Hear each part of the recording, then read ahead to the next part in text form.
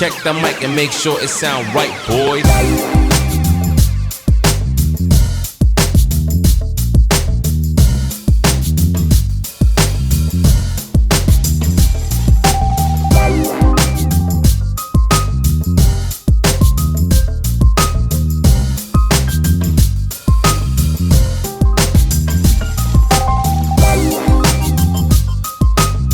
Cobbs Corner family, and welcome to another episode of Cobbs Corner, your one-stop shop for all things TV, film, and pop culture.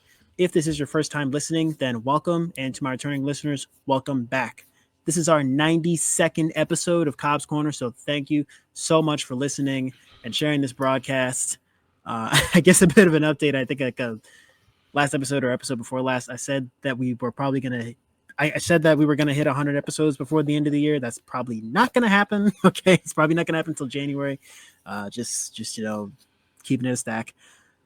But in any case, thank you for listening and sharing this broadcast. On today's episode, the AFI series is taking us from New York City to Chicago to a cornfield in the middle of nowhere, probably Indiana, and finally to Mount Rushmore in number 55, North by Northwest. My guest on today's episode, he has been in the radio and podcasting space for over 25 years. That's longer than some of you have been alive. Thanks. I'm sorry. I'm just gonna eventually get canceled by like the over 30 crowd who that's all okay. My listeners are going to be like under 25 by the end of this episode. Yeah, no problem. I understand. You got to hit the demos. Yeah. He is the host of the Static Radio Show, which covers everything from movies to pop culture to the history of podcasting to getting home appliances delivered. Ladies and gentlemen, let's give a warm Cobbs Corner welcome to the one and only Bob LeMent. How's it going, Bob? Good. How are you? Yeah, appliances. I've moved into the appliance space because I heard a lot of people need them. So I'm going to talk about those now as well. Yeah. That's great. It's great. We definitely could use popular appliances. Yeah. I mean, if you guys need any appliance work, you guys need anything delivered to you, he does pick up delivery. We're doing washing machines, we're doing freezers, we're doing refrigerators, microwave Cobbs Corner appliances. Microwave, dishwasher, anything you need, we'll figure it out. I mean, we're a one-stop shop for all your appliance needs. Yep, definitely. So Bob, typically whenever I have a new guest on the podcast, I'm obsessed with like origin stories. I'm obsessed with where were you like at the very start of your journey till now?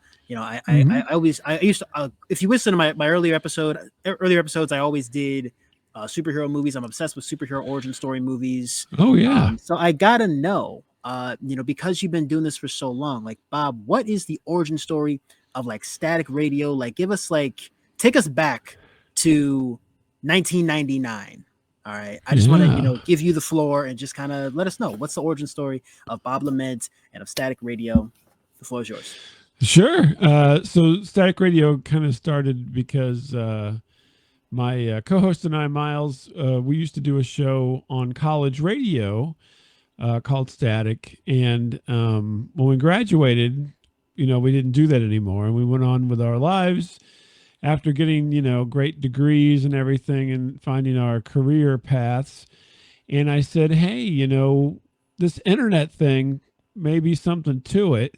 And I bet we could do a radio show on the internet because I was interested in that kind of thing. And this would be, early days. There wasn't really too much going on audio and video wise on the internet back in 1999. I know people may not remember that, but that was the case. And so I worked on, I got a book from a friend of mine called Learn HTML in 7 Days.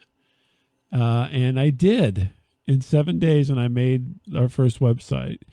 And then we started posting audio to it. So everything's just links. And so it was just a link to an audio file. There was no RSS. There was no podcasting. There was no anything. And so, yeah, we were one of the early adopters of putting any kind of media on the internet. Now, there was some other stuff going on. Obviously, we're not the very first people, but there wasn't a whole lot of things going on like there is today as far as everybody doing shows and what have you. So then we started doing a show, and it's actually on Thanksgiving night, 1998. We recorded our first show as a test, recorded a couple more across the holidays, and then I had the website ready to go and everything before January 1st. So I just say January 1st is the official, January 1st, 1999, because it's easy to remember. You know what I mean? You can't make this thing. Yeah. I could say, it was December 7th. I will never remember that. So I'm like, it's so close to January 1 at this point. Who cares? We'll just say January 1. So we start, and then for whatever reason, I said, let's just do this every week. And we did. And, we just have continued. So that's the wild thing. The funny thing is the first shows, actually the first probably 3 years or more, were recorded on a speakerphone. So I would call with a telephone, my co-host Miles, and then I set a microphone on top of a speakerphone and recorded the show to my computer.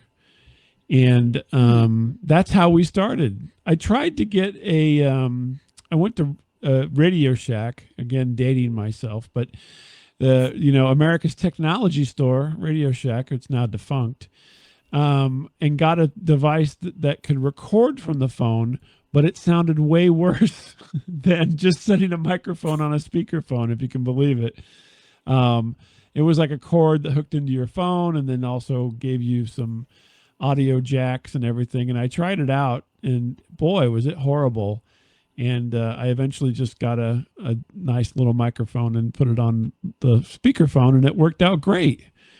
And so we recorded that way for years. And then eventually this thing called Skype came along, and I was able then to use Skype to call Miles' home phone. He still was using the phone. And I was able to record Skype calls back in the day. And we did that for several years. And then obviously now we're on StreamYard. We're doing all kinds of cool stuff now compared to back then.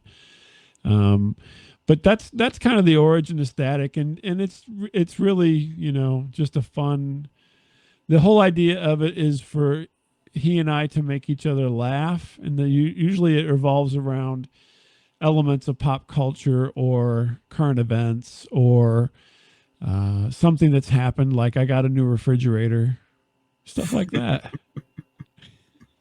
Yes, the refrigerator. Now, I guess to my younger audience, who may not know what Skype is, you see now, before the COVID-19 pandemic, okay, Right. before everyone was stuck at home and we were doing everything on Zoom. Okay, Right. so like pre-COVID, Skype was like the Zoom Yeah. of like pre-pandemic. Well, yeah. You could only get like well, sort of. I mean, Zoom technically existed. 1-to-1. They've been around since 2011. I mean, but Skype, I want to say Skype showed up circa 2003.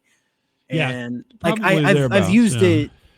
Like I've used it for like some stuff, like when I was in college, but like I feel like soon as COVID came in, then everybody was just exclusively on Zoom. Mhm. And like I think when I was a guest on the first podcast that I was a guest on, I think it was Backlook Cinema, the podcast. We recorded that episode on Zoom. It's funny you Yeah. mentioned. It's funny you mentioned how like you recorded your podcast on speakerphone. The difference between I guess you and me is that my podcast is solo. I don't have a co-host. Right. But I'm accepting applicants. If you just maybe hit me up in the comments, just email me, Cobbs Corner podcast at gmail.com. I am definitely looking for a co-host, graphic designer, any help that you can get, any help that you can give.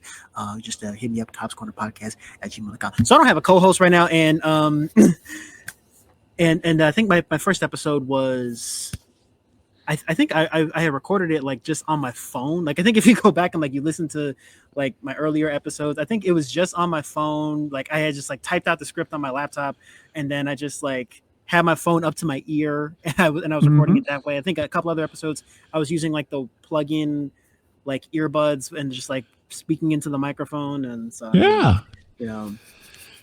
That's as easy as it gets, right? You can do that. You can do that today. So yeah, you don't have to be. You don't have to be overly fancy. Right. Yeah. I like how you mentioned how, and I think I noticed on your website it also says like first episode was January 1st, 1999. It's like for me, I think. I feel like and I only remember this because it was the same day that Doctor Strange and the Multiverse of Madness came out. This was, I think, May 6th, 2022. That was the day that I officially put a ring on it and said, all right, I'm going to start this podcast. I'm signing up for, well, Anchor at the time. There's Spotify for creators now. Changing the name like 3 times. Like, just pick a lane, man. Yeah, I remember the old Anchor. Yeah. Spotify for podcasters. Please don't demonetize me. But you know, like May 6th, like I say that's the day that Cobbs Corner was born, and it's like those first couple episodes, like there's kind of that element of like you don't really know what you're doing, and you're kind of figuring things out. And in a way, like I'm still figuring things out. I've only been at this 2.5 years now, and you know I got infinity more years to go.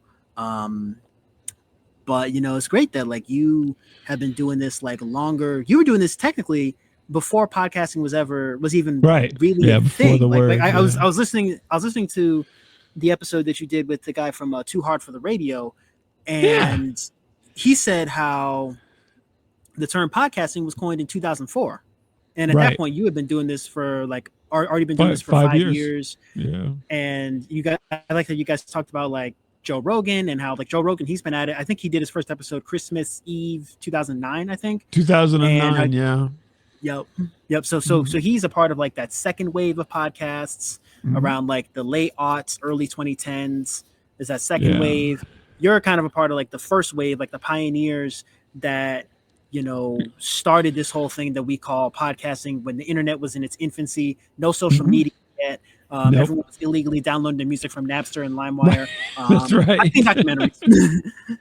Okay. See, I gotta be inclusive of my 30 plus crowd. Okay, there you go. You know, I see you. Thank you for listening. You know, I respect each and every one of you. You know, I realize I'm a part of the third wave of podcasting. Like there was a third wave of podcasts. Like soon as the world shut down, like a lot of the guys I work with, you know, a lot of the other podcasts that I've been on, like people who I've had on here, they started their podcasts either during COVID, you know, 2020, 2021. I mean, I started mine in 2022.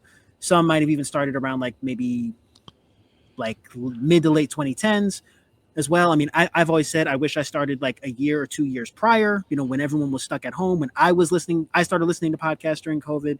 So, I mean, it's great to have like one of the OGs in this space. Thank you for coming on to Cobbs Corner. It's I guess what I'm trying to say, bringing it all together.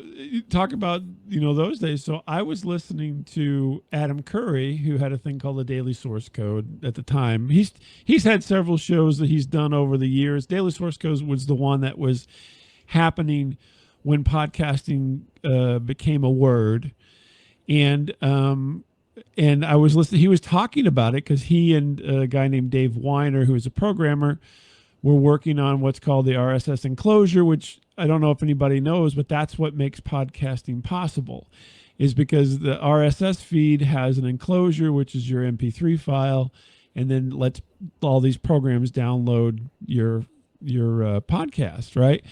And so he was talking all about that. I was really interested, and I actually emailed Adam Curry at the time and said, "This is cool. You know, what do we do?" And he's like, "Well, I'm going to talk about it on the Daily Source Code." And he sent me some information, and so so we jumped in. And our first official podcast, if you will, was in September of 2004. And so I got my RSS code from Leo Laporte. If you happen to know who Leo Laporte is, he's a tech person and does This Week in Tech and a bunch of other tech shows. And so I stole my RSS code from Leo Laporte at the time, and then started doing our code, started that up for our RSS code to do our enclosure, because nothing was automatically generated. Now it's all automatically generated. You're going to put it onto Spotify or WordPress, or have a plugin on WordPress called Blueberry or whatever, and you'll do whatever you need to do. It'll take care of it for you. But you didn't have to. You used to have to hand code it, just like programming.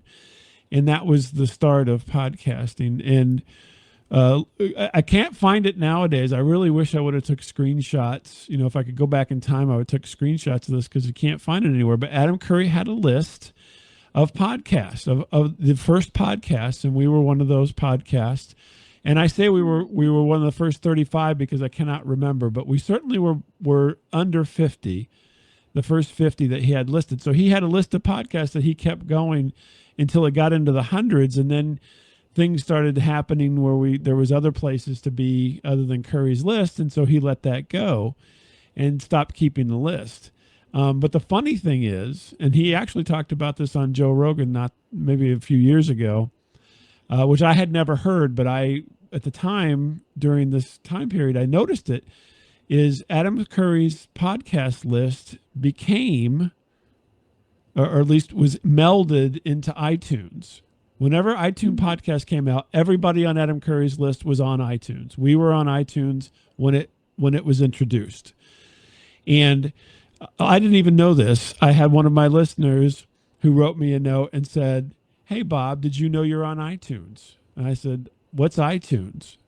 And then he sent me a link, and there we were. We were listed on iTunes right out of the gate, along with PBS stuff and a few other kind of commercial things. But yeah, pretty much everybody, I think everybody on that list that Curry made launched with iTunes podcast, which was interesting. Didn't do me any good, to be honest with you. I mean, other than we were the first ones there, no one gave me $1 for being there or anything. But it is interesting as far as the story goes. And then I assumed that because I just, it's kind of cause and effect. But Curry actually talked about it with Rogan probably about 3 or 4 years ago now, how Apple kind of rated his list and put it all on iTunes, which is interesting. But that's been the case ever since, right? So I ask, I talk whenever people want to talk about history about podcasting, I always say, we are on all these different aggregators, right? So we're on Spotify, we're on all these. Only one aggregator has asked us if we want to be on their site. One. Out of all the hundreds of aggregators there are, if you look up Static Radio, you'll find it on, iTunes and all these other places. Only one place sent me a note and said, "Hey, would you like to be on our thing?" You want to guess who it is? Was it Alex Curry's? No, he didn't even. Well, actually, I gave that to him. So he was soliciting for him, and I sent him a note to put us on there. But the only one was Amazon. Amazon sent me an official email that said, "We're Amazon Music, blah, blah, blah. Would you like to be on our service?" And I said, "Sure."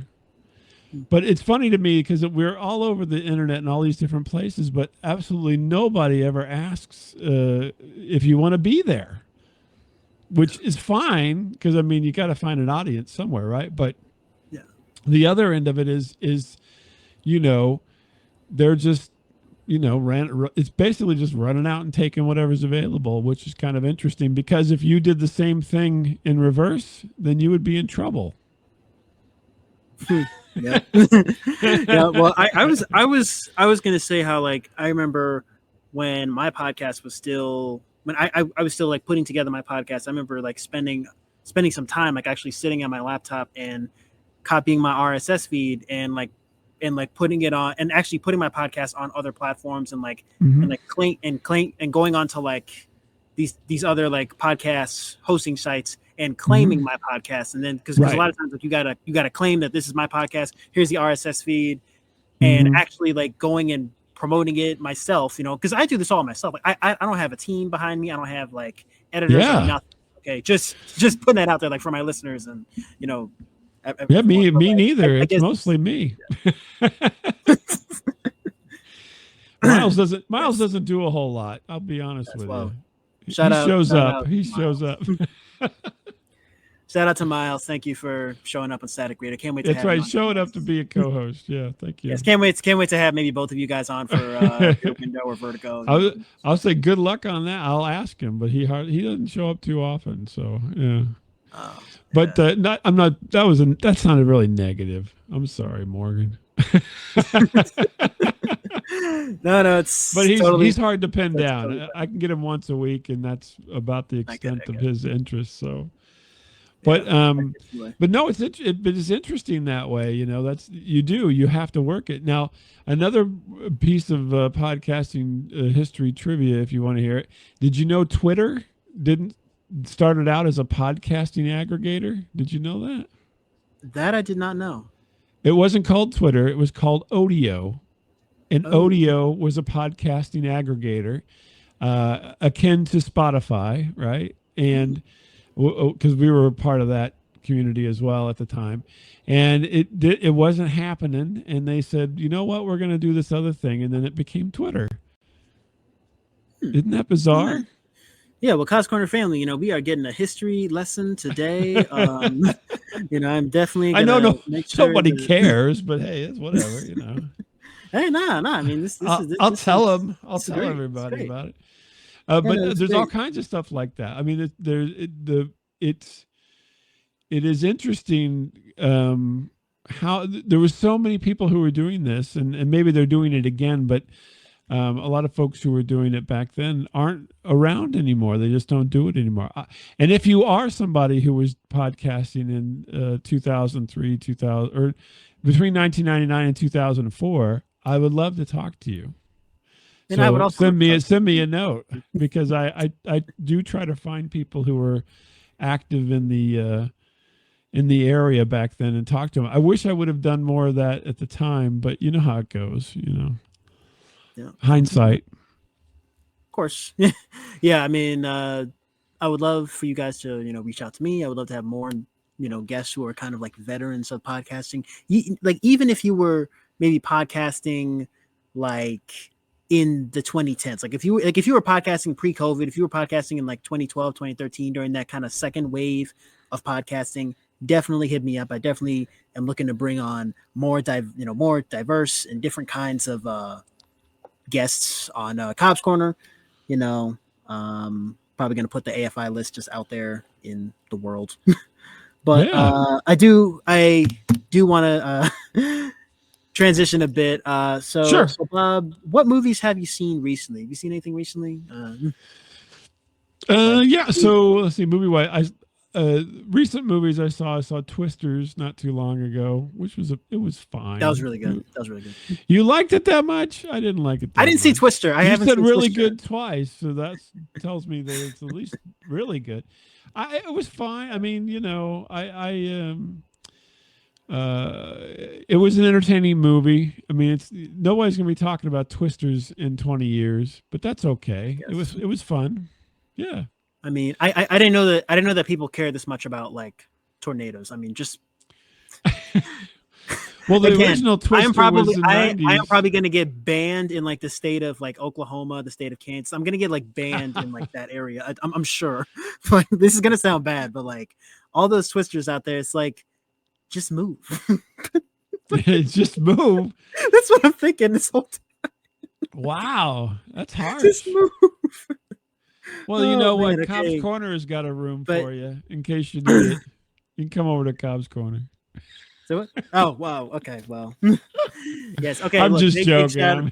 Big shout out to my listeners in the Midwest, my listeners, in Kansas, Oklahoma, tornado, Twister country. My heart goes out to anyone who's been negatively affected by a lot of the hurricanes, the doing this mea culpa that have come out. Okay. I mean, it's like, I saw funny. Twisters in theaters over the summer. I liked it. Trying to think, like, since I've been back in the States, because I was overseas for a year, and then I came back in June.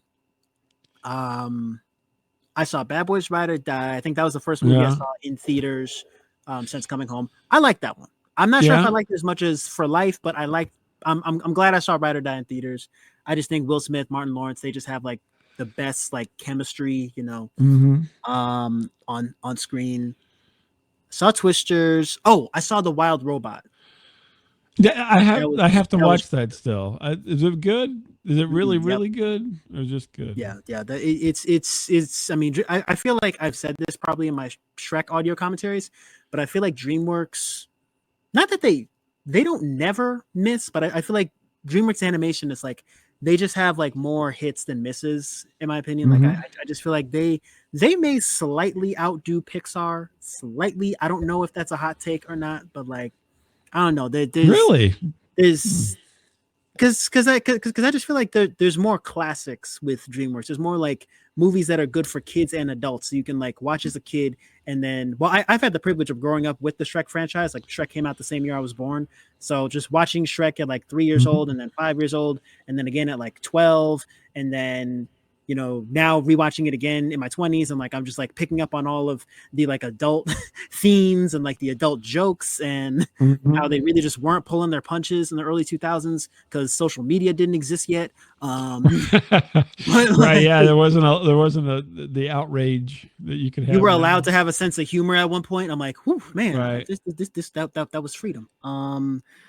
But yeah, the Wild Robot is definitely a movie that definitely hits on some really it's on my list to watch. Adult themes, well, not even like adult themes, just like just like themes that I feel like are just timeless. A lot of like timeless themes of like evolution and like family, and it's just one of those movies that I can't quite explain what I'm trying to like say why it works, but you got to see it to believe it. And then I think just last week I saw Gladiator 2. Oh, Gladiator 2, yeah. I haven't seen that yet, but I have seen the first one, and I'm assuming there'll be another Gladiator. And I heard it's okay. I think they've confirmed that. I think Ridley Scott confirmed that he's working on Gladiator 3. I definitely think that Denzel Washington is just one of those actors who you put Denzel in there, I mean, yeah, it's gonna be good, it's almost kind of bittersweet because like I mean Denzel's character is kind of the like secret villain to like the whole thing. Like I don't want to give spoilers too much, but he's kind of like the secret villain. That's all I'm gonna say. And it's bittersweet because Denzel, I think when he was on Good Morning America a few weeks ago promoting the film, he said that he's retiring soon. That he's only doing like 5 more movies. The man's gonna be 70 next month. Right. Yeah. It's gonna be like the next couple of years is like his retirement tour is definitely gonna be bittersweet. He's doing a Steve McQueen movie. He's gonna play Othello, I think, on Broadway and on film. He's only got like a few more roles left in him. I think he did that to get more money. That's my thought. He's doing a little strategy there. He's like, I'm only going to do a few more. If you want to get in on this, we'll see what his bank account looks like. And he'll go, well, I'll do a few more. Hold on. No, but he is good. I mean, if you watch the Equalizer movies, they're fantastic. I mean, especially the first one that he's in, and the Equalizer, and the Book of Eli. I really enjoyed him in that too. That's not too long ago, is it? Maybe 2009, I think.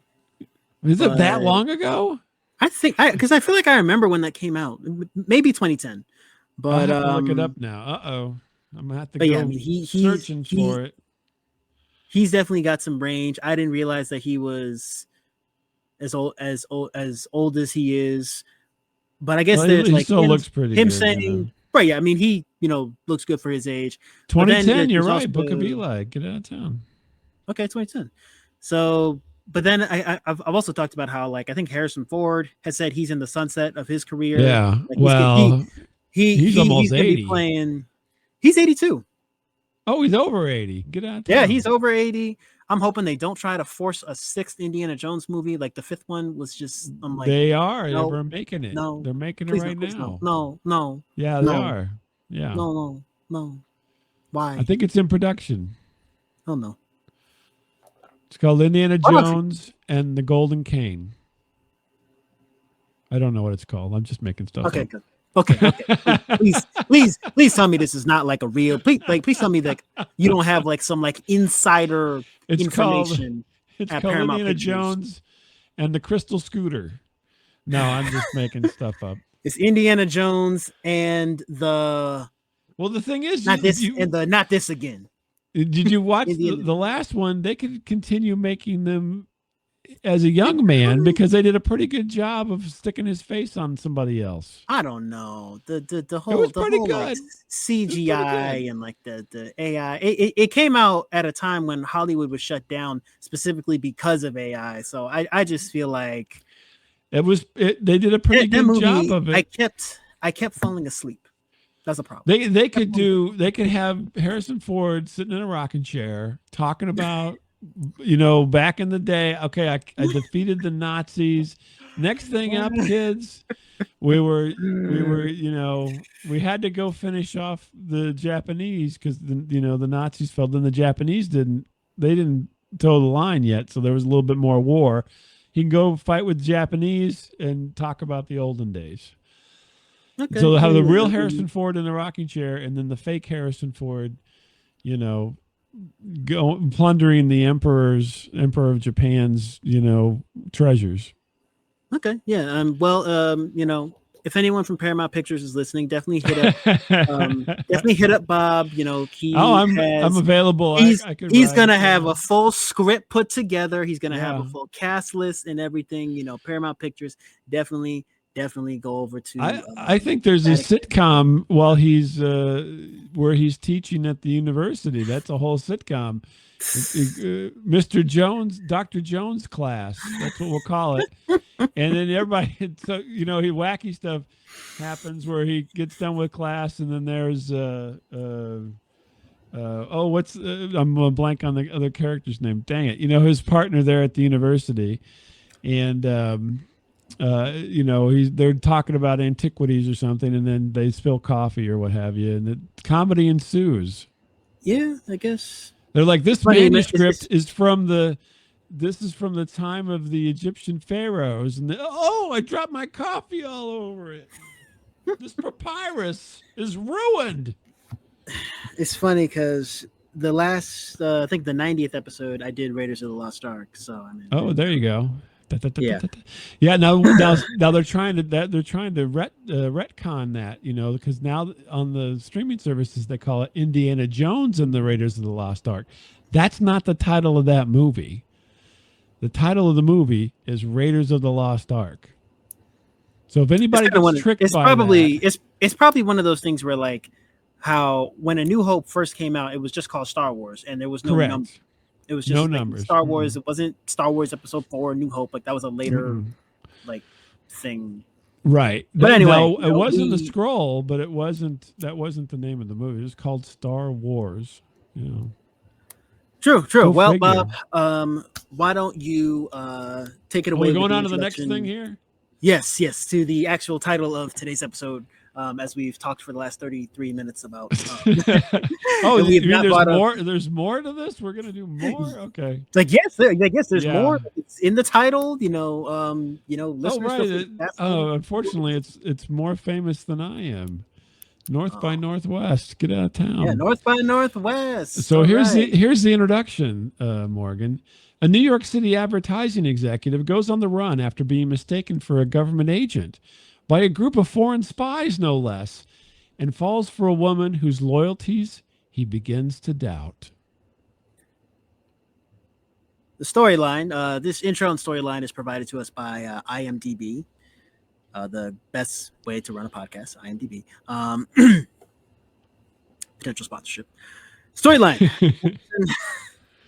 Madison Avenue advertising man Roger Thornhill finds himself thrust into the world of spies when he is mistaken for a man by the name of George Kaplan.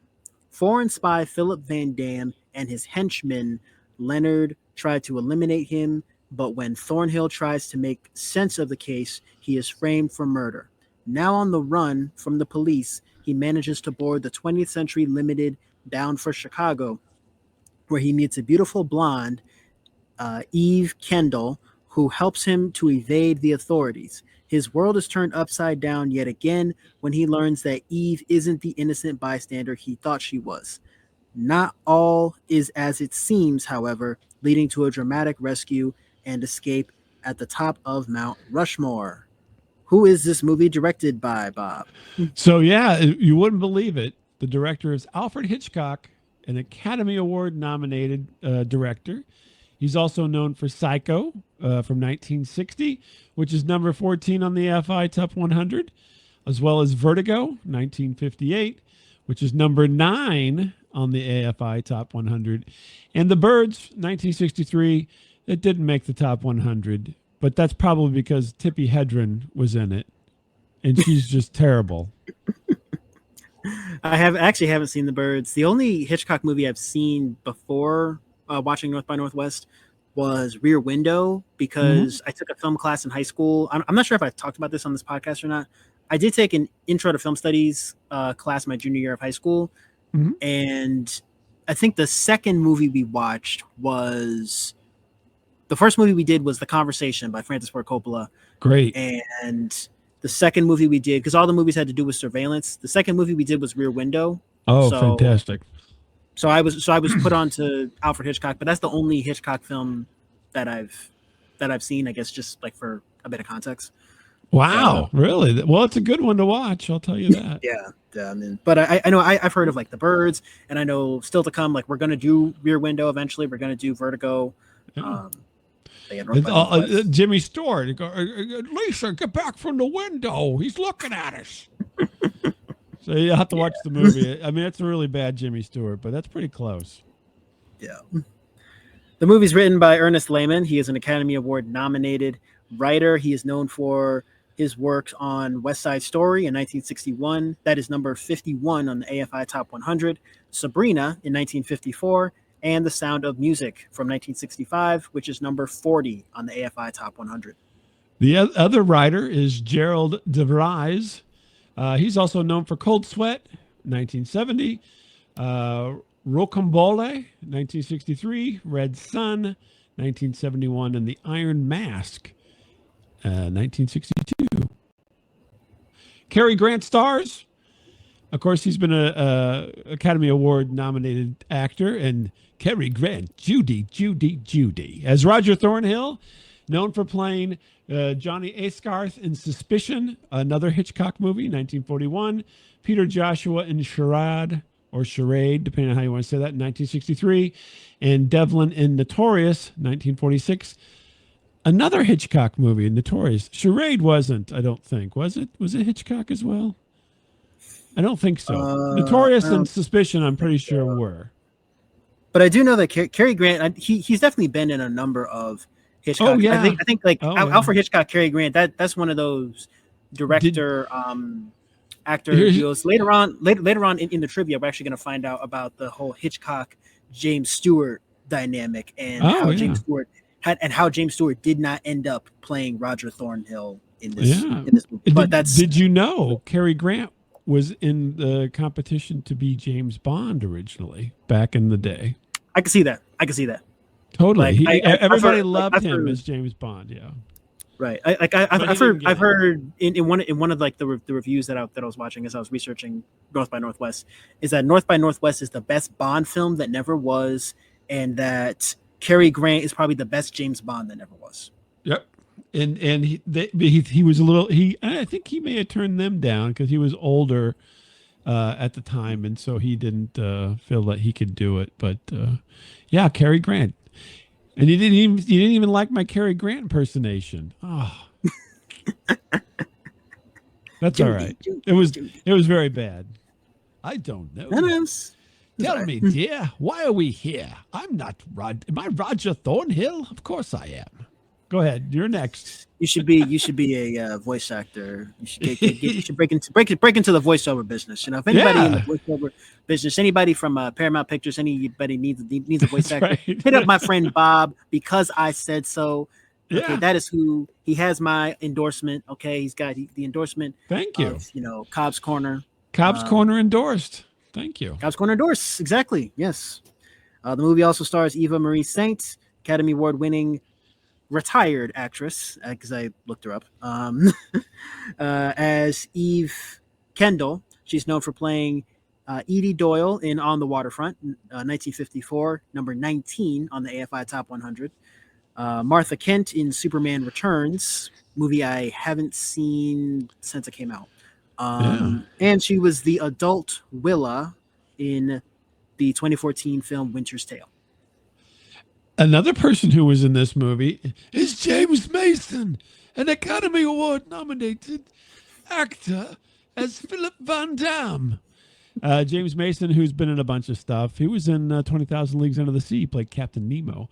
But he's also known for playing Humbert in the original, or not the original probably, but the 1962 version of Lolita, directed by Stanley Kubrick. Norman Maine in A Star is Born, the 1954 version, and Ed Concannon in The Verdict, along with Paul Newman, 1982. Okay.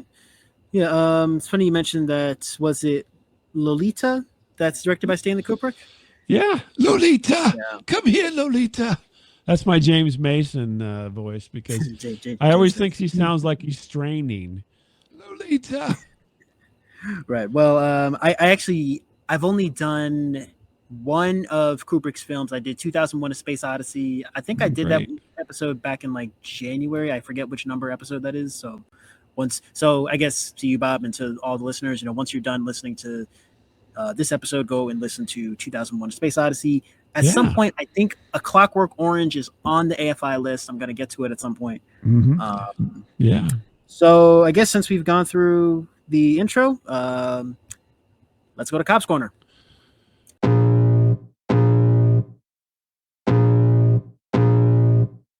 I can feel the blood creeping up from the heathens. Got will, got fight, got pride, got reason. If they wanna go eat, then you know I'm gon' feed them. If you're coming for me, hope you're ready for a demon. I got eyes in the back of my head, I'm seeing. Take me for granted and you know I'm leaving. I'ma take what's mine with the webs I'm weaving. I could take this crowd from seeing to believing. Got a taste for blood in my tongue. All right, and we are back. So, Bob, I would like you to maybe go first. What are some of like your favorite parts from this movie? Like, what are some of your favorite scenes? Obviously, what this movie is known for is the biplane scene where he gets kind of dumped off in the middle of nowhere, and this crop dusting maniac tries to kill him in a biplane. And I think that if anybody has any knowledge of North by Northwest at all, that's those scene they remember, and it also is a favorite scene because essentially he's there's nowhere to hide. He's in open fields, and this biplane comes in. Now, technology of the day, right? There's a lot of rear screen projection done for that. And I mean, they did actually fly a biplane and try to hit somebody. I'm pretty sure that wasn't Cary Grant. But in the close-ups and everything, Cary Grant's flopping himself around in front of the screen. And it's a little tough these days when you watch it. But you have to remember, back then, this was state of the art. So, but it still is a very suspenseful scene, right? And it's just like Hollywood everywhere, in every Hollywood movie, something has to give to have something explode. And it happens, even in the middle of nowhere. Yep. I think like what's more chilling about that scene, and I'm familiar with like that shot of like the plane. I think like the poster for this movie was like the plane, right. And then you see Cary Grant running, and there's the guy gets off the bus, and he's like, it's funny, he's dusting crops where there's no crops. I'm like, yo, right. That's right. I think I'm in trouble. I think I might have referenced North by Northwest. I think one of my earlier episodes when I did Guardians of the Galaxy Volume 2, because there's a scene in that movie where I think Gamora is like sitting alone in like a field on planet Ego. And then all of a sudden, here comes Nebula on her ship, and then she's just like gunning down Gamora. I can't remember. I either say in my review that meanwhile Nebula, North by Northwest's Gamora, it was either North by Northwest or Kamikazes. I feel like I do say Kamikaze once or twice because she literally flies into Gamora and like literally right Kamikazes her. But yeah, that scene is definitely up there. I feel like that scene, because when I was researching this film, there's a scene in, I think, From Russia with Love, which I haven't seen, and I apologize to like the diehard Bond fans. I've only seen Casino Royale. That's the only Bond film I sat through. But you're talking about the new like, one, not the old one, right? So not the 60s Casino Royale. Not the 60s Casino Royale, the Daniel Craig. I think I have Daniel it on Craig, DVD. Yeah. Gotcha. But there's a scene in From Russia with Love that kind of emulates the crop duster scene. So I'm actually really glad that you brought up the crop duster scene, Bob. That's definitely up there. It was on my list of like favorite parts. I mean, for me, I just think the way that the movie starts out, it starts out as just like you kind of see New York City, everything's kind of busy. We do get a brief blink and you'll miss it cameo from Alfred Hitchcock. He's one of those directors who just, puts himself in all of his, him, Spike Lee, Quentin Tarantino. They all got to just, this is my movie. I'm here. Hi. Or in the case of Do the Right Thing, which I'm going to get to eventually later on. It's like number 99 on the list. Spike Lee's the main character in the film. Right. Yeah. Mookie, right? He's Mookie. Isn't it? He's Mookie, which I mean, he's a terrible actor, though. It's like, you can be a terrible actor when you're a great director. Pretty much. That's the thing, yeah. Yeah, well, Hitchcock didn't always put himself in the movies. The older movies like Notorious and so forth, you didn't see his cameos. But as he became more popular, then, he did a cameo in just about everything. Even one, I think it was Marnie. He's actually on a weight loss ad on a newspaper, and they start out like with a person with a newspaper, and he's in the ad, and then they drop the paper to see the character. I think it was Marnie, but I could be wrong about that. But yeah, he always puts himself in there, which is interesting. But at least he didn't try to act in the movies, really. He's just he's always a blink and you'll miss it. That's his it's always a blink and you'll miss it. Or I think Tarantino style is he'll literally put himself in the movie, and then with the exception of Pulp Fiction and Death Proof, he'll kill himself off. He kills himself, which is best for the movie. Honestly, he's not a good actor either. Yeah, him trying to do an Australian accent, I'm just like, what? No, right. Stop it. Goodbye. And boom, dynamite. Thank you, Jamie Foxx. But I mean, the opening scene, we just see like the busy New York City, and we're introduced to Roger Thornhill. Now he's not like. Now I've heard of like how this movie kind of shows like everyday people getting involved in like, larger stakes, like high stakes, like spy thriller stuff. I think probably a better example of that would be, I don't know if you've seen it. There's a movie with John David Washington, Denzel Washington's son on Netflix called Beckett. That's I don't think I've seen that. I'll have to write that down.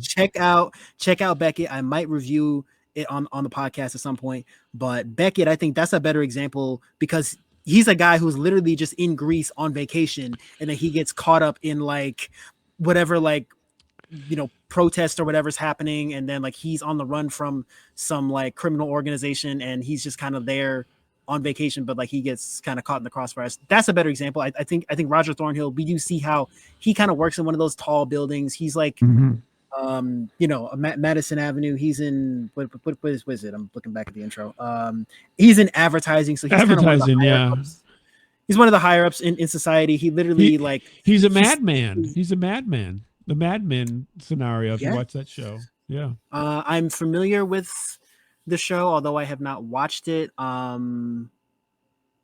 he'd be just like John Hamm in Mad Men. That's exact same time period, exact same job, thing where he schmoozes everybody and then gets them to use their advertising firm to, spend millions of dollars, stuff like that. He literally steals a taxi and generation gap. I mean, I'm from Connecticut, and so I'm in New York City like once, twice, maybe 3 times a year. I have never had to hail a taxi because we have Uber. So like, I'm true. You never had to flag down a cab. Yeah, I've never had to like. Okay. I personally never had to flag down a taxi. There were times I've been like with my dad, with my aunt, and like I'm with them, but like I'm little, and like they've had to hail a taxi, but like I've never had to like actually stand on the corner and just like hold out my hand and just like wait for one of these taxis. Like, no, I've never had to do that.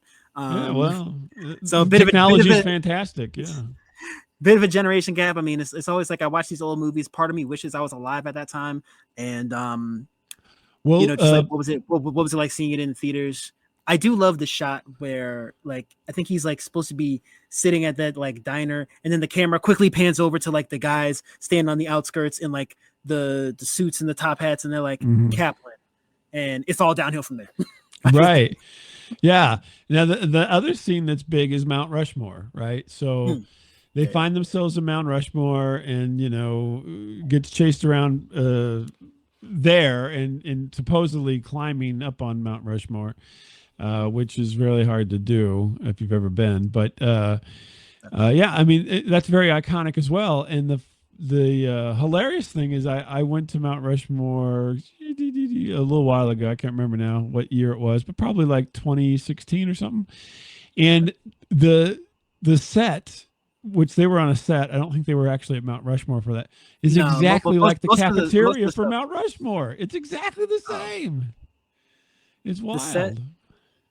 Oh, they're in the cafe and everything. Oh, right, within the cafeteria. Yeah. No, I remember exactly the same. Yeah, I remember hearing how a lot of the stuff was filmed on set. A lot of it wasn't actually filmed on location. That's what separates North by Northwest from like Dr. No, which came out 3 years later, and like a lot of the actual James Bond, like again, North by Northwest, the best James Bond film that never was. A lot of the actual James Bond films were filmed on location and not just done in a studio. And I feel like maybe that's what's missing from film today. A lot of the stuff, and that's why I love, when I saw Gladiator 2, and then I think I listened to a podcast review of Gladiator 2, and how apparently like they actually went back to Morocco, like the original sets of the first Gladiator, they actually went back to Italy and to Morocco and like actually filmed on location. Because in the first Gladiator, you can kind of see where the CGI kind of begins, because like computer graphics was very new at the time. It's Y2K. But I feel like today it's just so easy to film everything in Atlanta that like yeah, exactly. You lose it, right? You lose the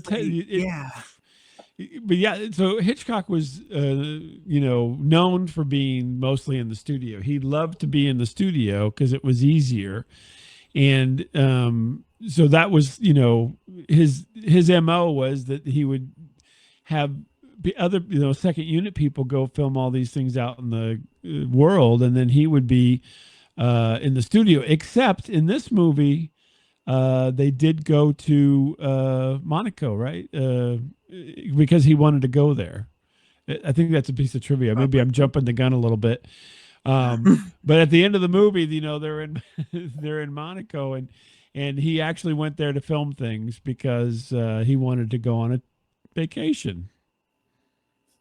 Okay, yeah. I mean, the train scenes. I mean, bringing it back to Casino Royale, I feel like the thing is, I feel like I'm talking more about other films than I am actually talking about North by Northwest. but it's influential. That's what you're saying. Yeah, that's how influential this movie is. Like, yeah. But the train scenes on North by Northwest reminded me of the train scenes on Casino Royale. Are you familiar with the term femme fatale? Sure. Oh yeah. Yeah, like because I've done already on this podcast, I've done Sunset Boulevard and I've done Chinatown, which I know is one of the movies you wanted to talk about. Both those movies contain a femme fatale, and as I'm watching the movie, I'm kind of picking up on like, is Eve Kendall the femme fatale of North by Northwest? Is she kind of just luring Roger? Is she kind of just luring Roger in? Just kind of being like, she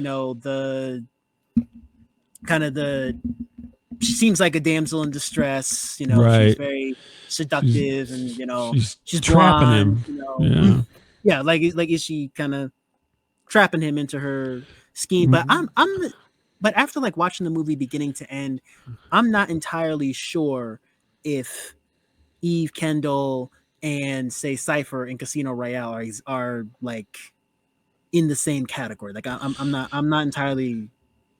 Yeah, sure. I would probably say not exactly. I mean, you also have the different time periods and so forth. So there, Sure. Movies have changed. Society has changed so much that movies reflect that. And so, yeah, it's a little bit different. I mean, she was, for the time, would have seem like a fairly forward woman, having him in her hotel and all that kind of stuff. And so it was a bunch of different time back then. I don't think of her character so much as a femme fatale because of she doesn't quite, I don't think, fit the mold for that.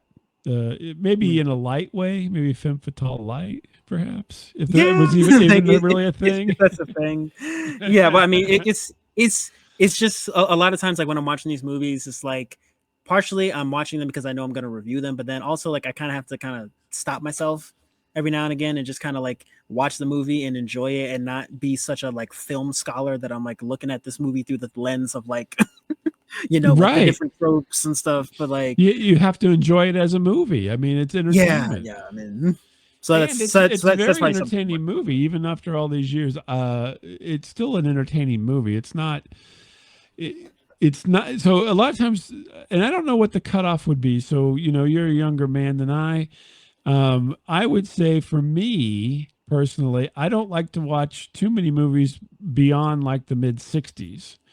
Right. I think here's I'm going to propose this. I don't know if it's true or not. I think most people don't like to watch movies made before they were born. As a general rule of thumb, if you had a choice, right, and you had a friend or somebody, hey, you said you were born at time of Shrek, which was what? Well, 2001 is when I was born. 2001. So, yeah, I'm 23. And so let's say, somebody said, well, we'll take the first Twister movie. It's 1996. So if somebody said, we're going to watch Twister, and you'd be like, 19, I don't want it because it's before you were born. But if Shrek, oh yeah, well that's when I can relate to that.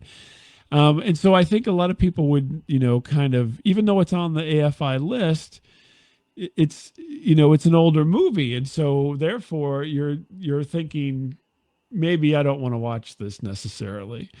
Just because of the fact that it's, older. But I think it still kind of holds up over time, as long as you can overlook some of these technological disadvantages that it has. And of course, I think the story itself and the performances are good, are all really quite good. And then, but it's hard, I think, for people to watch things that are before the year they were born. I think that's probably, I mean, you should ask more people the question and see what they say. It's really not usual to find somebody who's younger who says, I love 1920s movies. It's just not going to happen. I definitely hear what you're saying. I feel like for me, it's just the fact that maybe it's because like not only because I have reviewed movies, I think even before the AFI, well, maybe not so much before the AFI series, but like I started out with like the Marvel movies, and these are all movies that like I grew up watching. Mm-hmm. And then as I started to expand beyond just the superhero movies, and like when I did like the Change Your Life series, like those movies, like I did them in like order of release. I did like Groundhog Day, then I did Fight Club, then I did Elf, Count of Monte Cristo, Catch Me If You Can, like movies that are, so some of those are before my time, slightly before my time. Mm-hmm. And then others are maybe from like when I was younger. And I think for me, it's just the fact that I was exposed to so many of these older films, like maybe the films that kind of like my parents grew up with. Like I was exposed to so many older films growing up. Like I remember when I was little, like The Wiz was like my favorite movie when I was like 7. Oh yeah, I love The Wiz. I was like I was just watching like The Wiz. That was, like I feel like for me it's different because I was just exposed to so many of those older films, and of course going to the movies as a kid.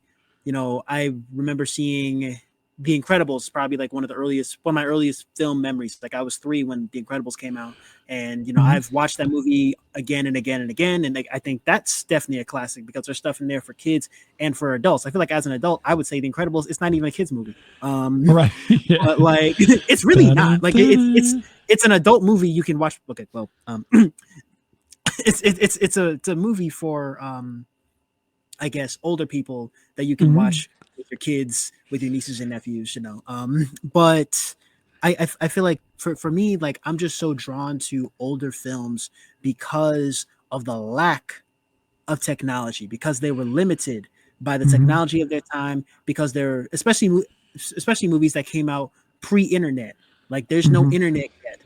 Computer graphics aren't really a thing. Like when I'm watching the movies, I can see the backdrop. Like I can literally see like the car chase scene, like where he's driving drunk. Like I can see the backdrop. Like I'm watching like even in Dr. No, I'm like, we got this car driving in the back. And I'm like, this is clearly like pre-recorded, and then there's this convertible. I'm like, I can see the backdrop, but the thing is, I have to constantly like stop myself and say, this movie's before your time. They were trying to be artistic with it. That was state of the art in 1962. So kind of put myself in the mindset of the people. The other thing you have to remember is that the clarity that you get to watch now on these movies and everything is not the clarity that most people watched them at the time, and so it didn't. It did. If you were to watch this off of a VHS copy on an old tube television, it would look much better. The effects would look much better than they do on your flat screen in 4K or whatever. They do have the resolution because it was film, but whenever most people watch them, if they didn't go to the theater, it was on television, and television was terrible until the 2000s. Honestly, television was just crap. yeah. Well, that's why I think also with a lot of these older movies, maybe they should have, and I feel like they can do this now because they have streaming.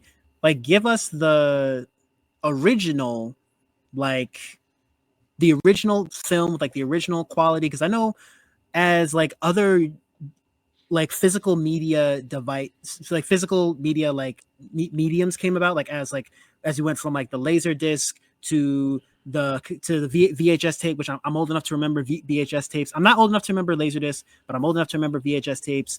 And then DVDs, and I remember Blu-ray. There was HD DVD, which didn't last long, and it's like as all these like other mediums were coming out, there were like people were requesting, like, we want to see this movie on DVD, we want to see that, we want to see Animal House on DVD, we want to see Scarface 20th anniversary edition on DVD, and it's like updated resolution. But I feel like there should also be like, where's the original 1977 cut of Star Wars? Well, you used to be able to get it on VHS, but not anymore. Right. I mean, like pre-2004, before all the, remastering and stuff and all the enhancements, I feel like Disney should release the original cut of Star Wars, of Empire Strikes Back.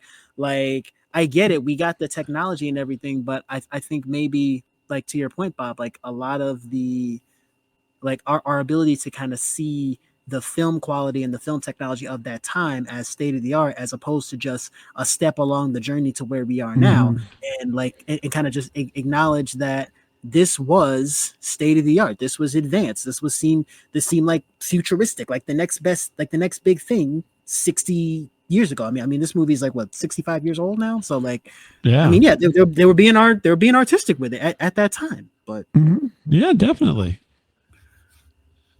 But last scene I did want to talk about, because I know that was a lot. The auction scene, the auction scene where like he's finally been sort of, he finally comes face to face with, I guess, the bad guys, who I feel like this movie, and this is how you know it's not a Bond movie, because the whole concept of like what the bad guys are after, whether they be, I don't know if they're Soviets or whatnot. The movie's not overly political. I feel like a lot of movies from that time period, especially the Bond movies, were very Cold War centric. Oh right, yeah, Cold War. Yeah, yeah, they're very Cold War centric. So if anything, I applaud Alfred Hitchcock for not being overly political with that movie. The villains are not really specific as to like what they're after. And there's even a scene where like they're on like the runway, the federal agent who kind of sets up Roger Thornhill as the fall guy. That's kind of where I think it gets a little bit convoluted. I feel like this is one of those movies where you can't think too much about, like, right, like how it's one of those like don't think too much movies. I think this movie and also Pirates of the Caribbean at World's End. I only say that because I was rewatching it a few weeks ago. Those two movies are the turn your brain off, like stop overthinking it, just go with it movies. right, yeah, just be entertained. Right, like just be entertained. And I feel like the movie almost kind of like I guess explicitly states that the scene where the two of them, they're standing on the runway, and then it's like they're kind of like there's a bit of exposition, but then it's like it gets drawn out by the planes passing over, so like we don't actually hear what they're saying. So really advanced like lip readers were able to kind of pick up on it. But it's like the movie knows that it's not like really specific in what they're after. There's some device, there's some like artifact that was auctioned off at the art auction, and it contains some like element or whatever. But so that's kind of like the MacGuffin, Maltese, right? MacGuffin, Ark of the Covenant, whatever. But it's like, you know, hey, you know, let's just forget about this. I mean, it breaks at the end, and you know, I think this movie is very self-aware in that regard. It's very, yeah. No, so but really a lot of good scenes in all of this, and it's and it really, you're right, it really is very Bondian in its layout of things, and Cary Grant really pulls off the suave, you know, kind of guy who kind of gets through it all. You know, he's in a predicament, but he's not totally incapacitated by the predicament. Yeah. I mean, and like he also, it's like he's trying to like clear his name, but then there's the scene like where they're at the UN building. I've actually been to the United Nations building in New York. I was a part of Model UN in college. It's a really, really great place. If you ever get to go there, you might need a passport to get in. I'm not sure. I've just seen the outside. That's all. Oh, you just seen the outside, yeah. Yeah. But he goes and he finds like the Mr. Kaplan, the guy who he's supposed to be impersonating, and then it's like he's trying to like clear his name, and then all of a sudden, Mr. Kaplan dies, and then here we have Roger Thornhill, just wrong place, wrong time. He takes the knife out, like, oh no, I was taking the knife. Oh man. Oh no, I touched it. No, and now my fingerprints are on the knife. Oh man. That's right. Yeah, set up. Yeah. Yeah, no, and that's another because so much like the Bond films, they take iconic locations and make them part of the plot. Right. So Mount Rushmore, Monaco, the UN. I mean, he goes to all these places that are iconic in nature by themselves, and the story takes place in them, which makes it even more. I mean, the field, maybe not so iconic, but whatever. And but the other places much more so. And it kind of pulls you into the movie a little bit because especially at that time, you know, a lot of people would never go there. That was the allure of all the Bond movies through the through the 60s and 70s, was all these exotic locations, and this has that allure as well, because they go to so many different places during all this action. You know, no one really thinks about, you know, there really wasn't a lot of credit cards back then, so how the heck did this guy make it all these places with cash? Yeah, I mean, you know, for me, I mean, honestly, like if he can make it there on cash, I got nothing but respect for him. I feel like this maybe plays into the "it's a movie" kind of trope, sure. But at the same time, I'm at the point in my life. I mean, you know, I'm only 23 years old. It's like I'm trying not to swipe my card places, and I'm trying to like only spend cash, because then that's the only way that I'm held accountable. Like it's the only way that I'm actually honest about the money that I'm spending. I can physically see the money being spent. I can't see the money coming out of my account when I'm swiping my credit card and my debit card and just pretending like I don't got to pay these people back. Like that's not hidden fees and stuff. That's the idea. That's why that's what they don't tell you when they want you to sign up for Discover or Amex, and they're handing out free Subway sandwiches and pizza and Starbucks gift cards. Okay, like read the fine print. That's right. all I'm saying. Eventually, you got to pay them. Eventually, yeah. The And then bill always as long as comes- you keep paying, they'll keep charging the interest. So Yeah, eventually, the bookie's gonna come up to your door. It's gonna be time to pay the pipe. All That's right. right. Exactly. At some point, I'm gonna do Godfather 2, but I guess that's it. That's all I had for favorite parts. I guess we can move on to themes and impact. So.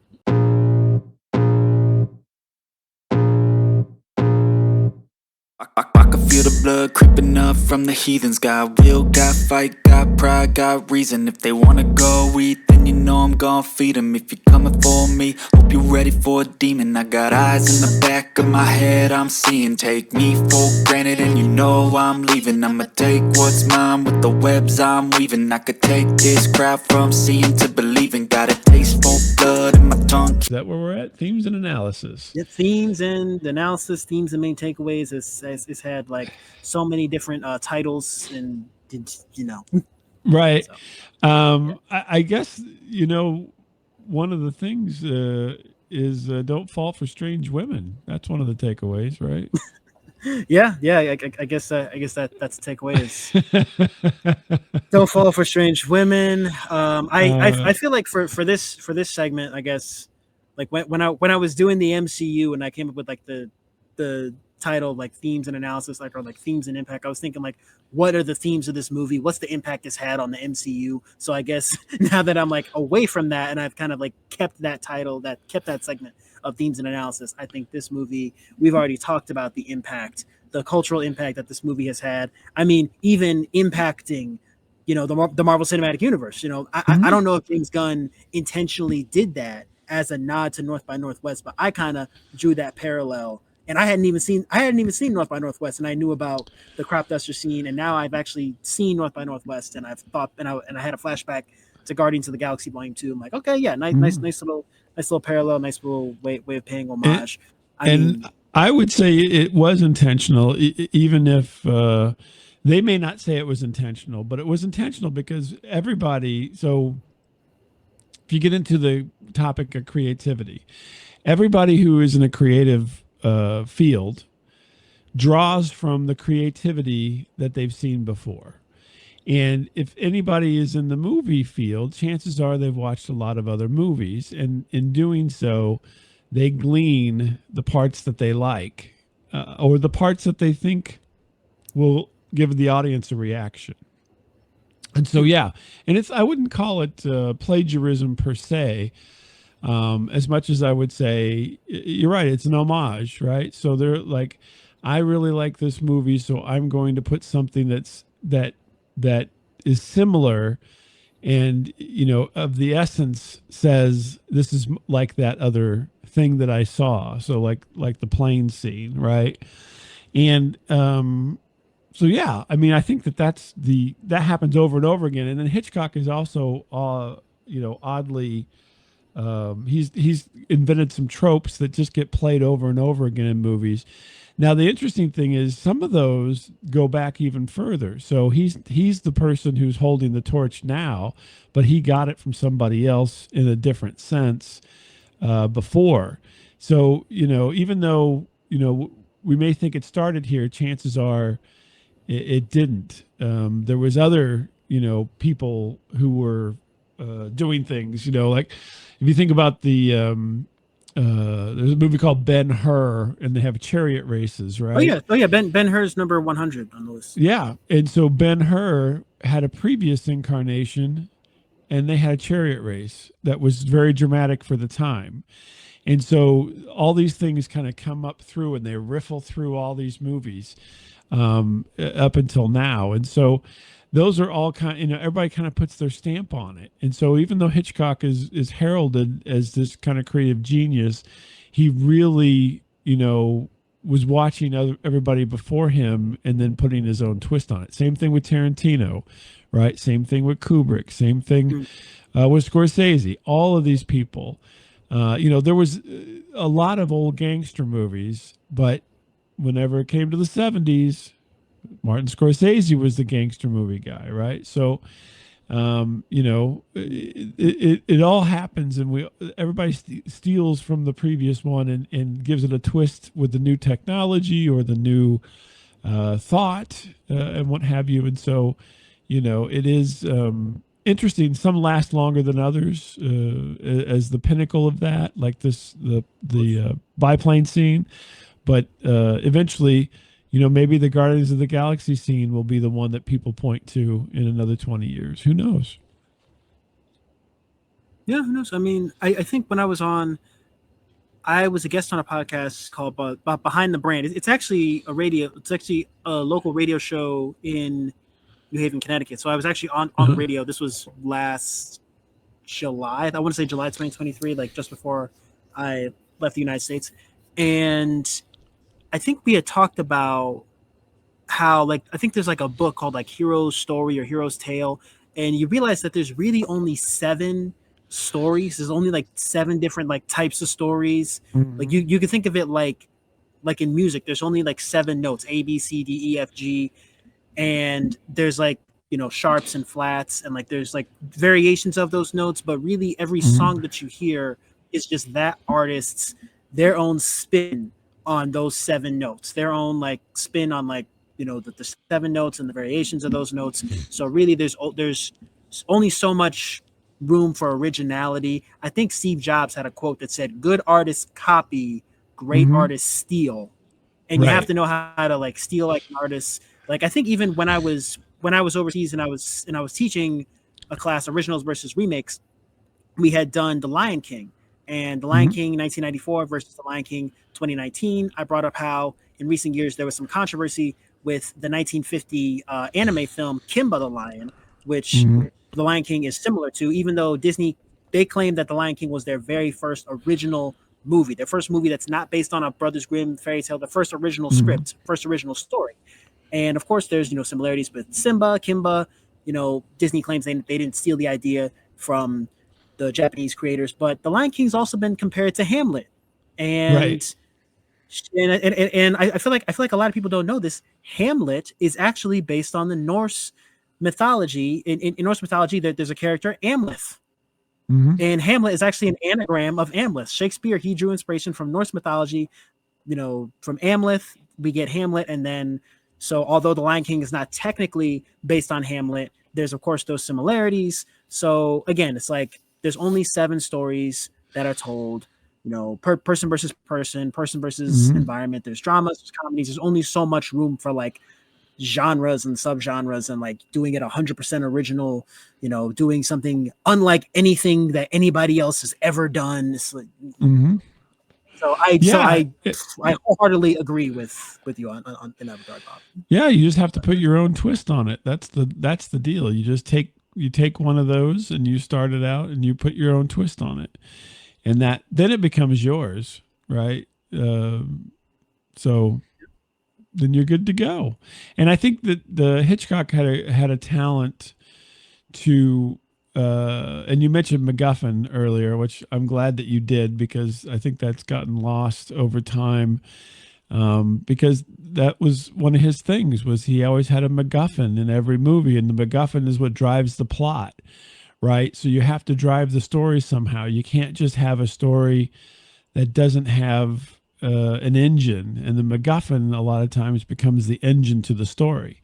And so, and he truly believed in that and used it over and over and over and over again in all of his movies, especially his very successful movies. You know, and so, yeah, MacGuffin. And he called them MacGuffin. Somebody else would call it a plot point. Somebody else would call it, you know, something else. The Pandora's box of storytelling there. Pandora's box, yeah. But yeah, you know, we sort of have that MacGuffin. I definitely think that, and it's funny you mentioned Mount Rushmore. I was going to ask you when you went to Mount Rushmore, did you see Nicolas Cage? Oh, really?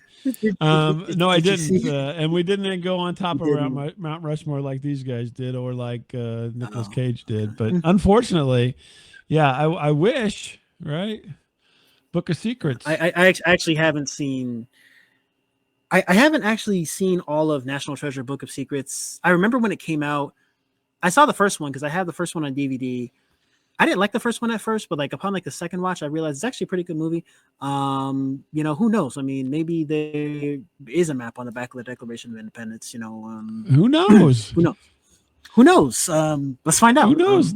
It's a fun adventure story, and much like North by Northwest, that the whole idea is launched in to being. I mean, and they suspend disbelief in this movie as well as in most of the others, where you're like, I believe this character would do these things and go forward with his actions because of what happened. And it's fascinating that, and entertaining, and I think much like Cary Grant is kind of a suave and sophisticated guy in this movie as well. I mean, he always is. Cary Grant is a movie star, I would say, because he's not like Daniel Day-Lewis, who gets absorbed into his character. The character gets absorbed into Cary Grant, right? So whatever character you want him to be, they become Cary Grant. It's not the other way around. And same thing with Nicolas Cage. Now, he does a good job acting and so forth, but rarely whenever you see Nicolas Cage do you say, who is that guy? He doesn't even seem like himself. Of course he's himself. He's Nicolas Cage. He's a movie star. And, Harrison Ford's that way. A lot of the stars are that way. And if you were to take them out of that persona, right, they probably wouldn't be a good actor. They have something in themselves that is charismatic, and that makes them a movie star, right? It's not that they get totally absorbed into these characters and you can't tell the character from the person. No, that's not what goes on in these movies. These movies are about, let's see what Cary Grant's going to do in this one when he gets accused of being this other person, and he has to get through it. And it's amazing to me because, when people talk about acting and so forth, they talk about these people as if they're these fantastic thespians and whatnot. But at the heart of it, if you were if you could take away that shine, right, they probably aren't that great at actually acting. They're very believable in the moment, but I wouldn't call it, that they're super serious, totally absorbed into the character kind of actors, So yeah, it's interesting.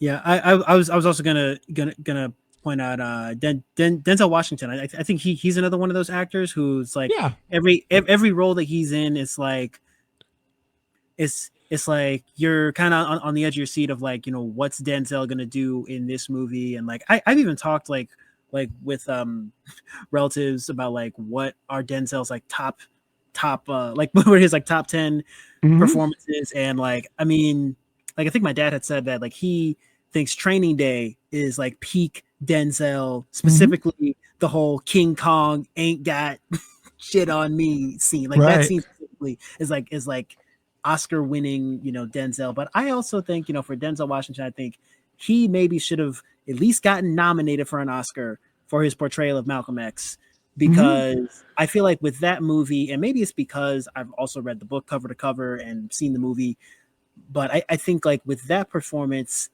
Denzel disappears. He does the opposite of like what you were saying. Like when I watch that movie, I feel like I'm watching Malcolm X. I'm not watching Denzel as Malcolm X. He disappears into the role. Well, that's good. Then that's acting, right? That's kind of yeah. Well, yeah. I mean, like that's acting, but I guess like kind of my perspective may be a bit contrary to like what you were saying about how like in the context of like North by Northwest, we don't see Roger Thornhill. We see like what's Cary Grant gonna do in this film. So I think there's like a bit of there's nuance, like I think to your point, if that makes sense. Yeah, no, definitely, yeah, and but it's still good. I mean, I'm not saying it's bad. I don't want you to take it that way, because it is good. Because I mean, they are still very believable in the role, but I think that they're their stardom outshines any, character in the movie. And this one particularly, Cary Grant, he's kind of himself. He's not changing he's not changing his posture. He's not changing his voice. He's not changing his mannerisms. I would say Tom Hanks is a bit like that as well, where, Tom Hanks kind of has these things that he does in every movie, and he's still Tom Hanks. But people do, consider him a really great actor, and he does a good job of everything. But there's always these kind of Hanks-esque things that always happen in movies, and so you can't separate Hanks from the character because it's still Tom Hanks. So, but he does a good job, and everybody loves it. So that's the thing; they have this certain charisma that's just beyond what a lot of other people have. So it's interesting like that. Yeah. Well, I guess on that note, we can move on to the final segment, which is North by Northwest Plus.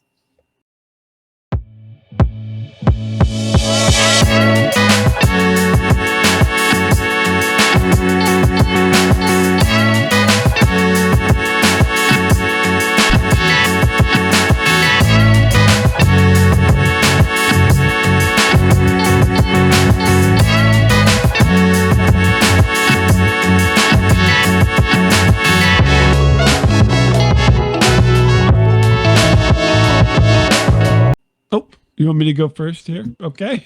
Yes. Okay. So, well, I guess overall, North by Northwest was nominated for 3 Oscars, and outside of the Oscars, it won 9 awards and got 7 nominations total from other awards ceremonies, other award shows that we're not going to get into in this episode. Yeah. looking at that Academy Awards, right? I'm looking at that runtime, and I'm like, okay, so here, take it away, Bob. So with the Academy Award, it was a 1960 Academy Award nominee for Best Writing, Story, and Screenplay, written directly for the screen by Ernest Lehman. Also 1960 Academy Award nominee for Best Art Direction, Set Direction, and Color.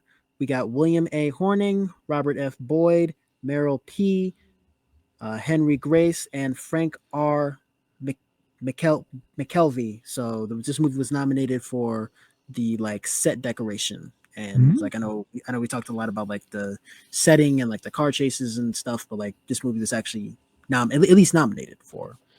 Yeah, and it was also nominated for Best Film Editing by George Tomasini.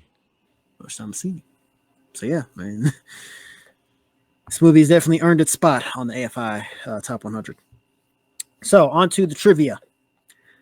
While filming Vertigo, which came out in 1958, that's also on the AFI list, Sir Alfred Hitchcock, gotta, be respectful to the title that he's received, but with the British Crown, Sir. Shout out to King Charles. Can't wait to have you on the podcast. Shout out to my listeners across the pond. Sir Alfred Hitchcock described some of the plot of this project to frequent Hitchcock leading man and Vertigo star James Stewart, who naturally assumed that Hitchcock meant to cast him in the Roger Thornhill role and was eager to play it. Actually, Hitchcock wanted Cary Grant to play the role. By the time Hitchcock realized the misunderstanding, Stewart was so anxious to play Thornhill that rejecting him would have caused a great deal of disappointment. So Hitchcock delayed production on this movie until Stewart was already safely committed to filming Otto Preminger's Anatomy of a Murder in 1950, which also came out in 1959, before quote-unquote officially offering him the role in this movie. Stewart had no choice but to turn down the offer, allowing Hitchcock to cast Grant, the actor he had wanted all along. So basically, Hitchcock was playing chess and James Stewart was playing checkers. Yeah, yeah, a little Hollywood politics there. So Cary Grant found the screenplay baffling, and midway through filming told Sir Alfred Hitchcock It's a terrible script. We've already done a third of the picture, and I still can't make head or tail of any of it. Hitchcock knew this confusion would only help the movie. After all, Grant's character had no idea what was going on either. Grant thought the movie would be a flop right up until its premiere, where it was rapturously, that's a hard word to say, received. SAT word. Shout out to all my English teachers. Sir Alfred Hitchcock filmed Cary Grant's entrance into the United Nations building from across the street with a hidden camera. When he gets to the top of the stairs, a man about to walk down does a double take upon seeing the movie star. You see, a lot of times, like I feel like I've talked about on the podcast how the street race scene in Tokyo Drift, where Han dies, was filmed guerrilla style illegally in Tokyo. Like most of Tokyo Drift was filmed in downtown Los Angeles. They had to block off like 12 blocks of downtown LA to make it look like the Shibuya district. Like you'd be surprised the amount of films that are like filmed that are shot guerrilla style without permits. I mean, Universal Studios, they even set up a fall guy who spent the night in jail. So like, right, they do that a lot apparently. I'm wondering what was that conversation like? Like, hey, who wants the promotion? Who wants or who wants money? They just pay people off to do that. Yeah, it's like, all right, yeah. There's more than one. There's more than one instance of that over time where they'll have somebody be the fall guy they're like, who's in charge? And then they point to some poor sap who's getting paid a bunch of money, who's never done anything on the movie, and then he goes to jail. He's the guy who's in charge of the snacks for the right, yeah. It's like, who here's a key grip? Yeah, who's hard up for money here? So in the DVD documentary, Eva Marie Saint recounts how Sir Alfred Hitchcock, dissatisfied with the costumes the studio designed for her, marched her to Berghoff Goodman and personally picked out clothes for her to wear, which that's a Hitchcock. He did that a lot. She's not the only one. Hitchcock was, how should we say, a little more hands-on than he should have been at times with a lot of his starlets. Yeah. Well, I was going to say, well, I mean, he's not alive now, so he can't answer for his sins now, but, it's pretty well documented, I think. Tippi Hedren in The Birds, wasn't really happy with him. He basically put her dressing room. He had a door from his office to her dressing room or something like that for The Birds. Oh. Yeah. Oh yeah. A modern day version of this would be who's the Today Show guy? Matt Lauer. He Matt Lauered her. Yeah. Ooh, yikes. Yeah. I can only imagine what the trivia is going to be like on Vertigo or Rear Window, but listener discretion advised in advance. It is 2024, going to be 2025. I mean, and it's all public information. It's all out there. Yeah. I'm still gonna watch the movies, guys. Okay. So, you can't ignore history. True. Alfred Hitchcock will probably have an asterisk next to his name for sure. But yeah. Van Damme remarks in the Rapid City, South Dakota house scene that the plane taking them out of the country should touch down in 10 minutes. It is exactly 10 minutes in real time when they see the plane landing on the landing strip. Cool. There's a movie that I did, High Noon. I think it was episode 86. And that entire movie is shot in real time. Like the movie's about like 80 minutes, 80 or like 80, maybe 90 minutes. And it takes place over the course of like an hour and a half. So right. I do love that like attention to detail. Like I do love when directors will actually do that with the pacing. Because a lot of times, like I always say the runtime is not as important as the pacing.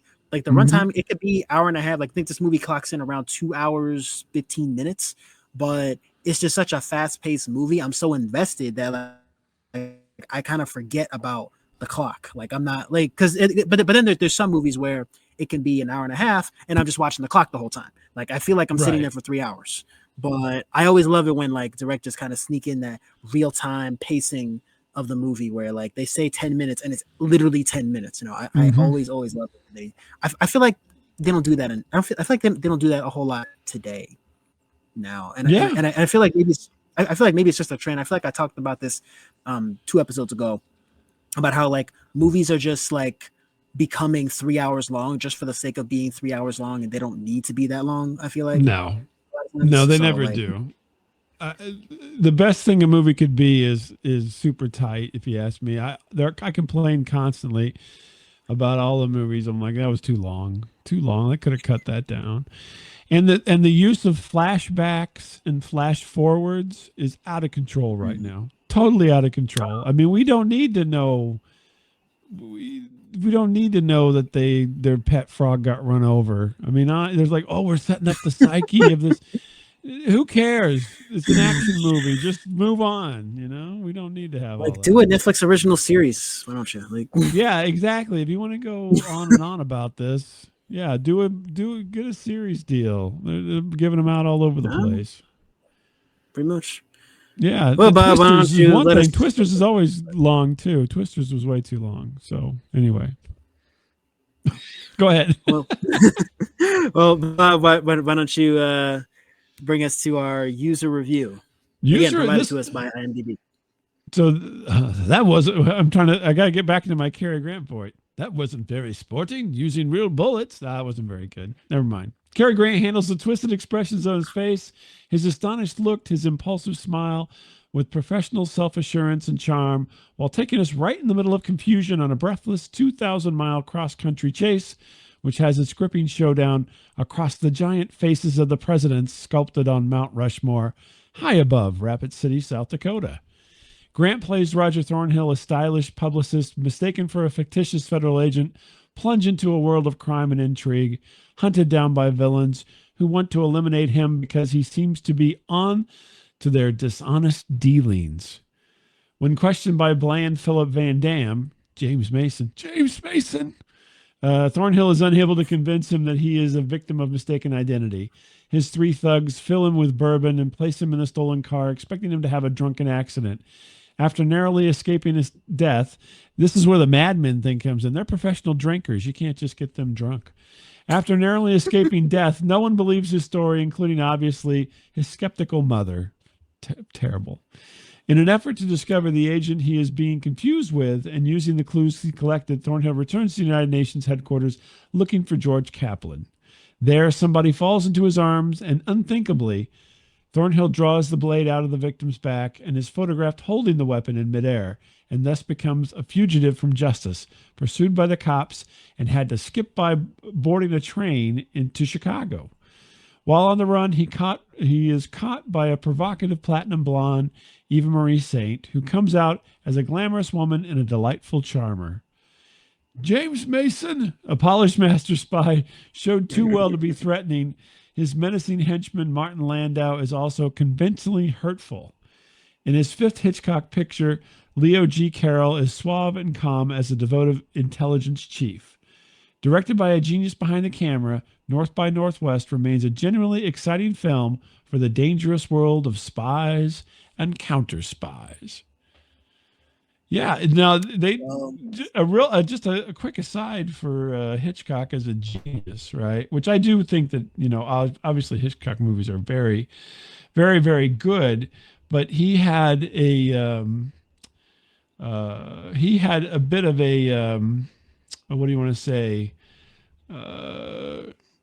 A ringer in his pocket, I suppose you would say. His wife was a very talented editor, I believe, and she had Hitchcock's ear. And so I think in many ways, a lot of the Hitchcock movies are really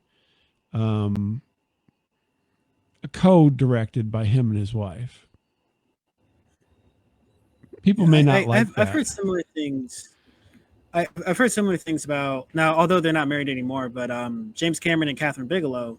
I think Catherine Bigelow, she claims that she worked on, was it Aliens? I think that was directed by James Cameron, and I think, but Catherine Bigelow claims that like she was a part of like the writing process for like not just Aliens, but also for a couple of the movies that James Cameron did, like maybe even a few of the Terminator movies. I'm not entirely sure, but like she claims to have her hand was in a few of those movies, which I mean makes sense. You know, when you in that case you have a couple who like both the husband and the wife are both directors. You know, I mean, right. In the case about Alfred Hitchcock, his wife was an editor. You know, he was the director, right. She was the editor.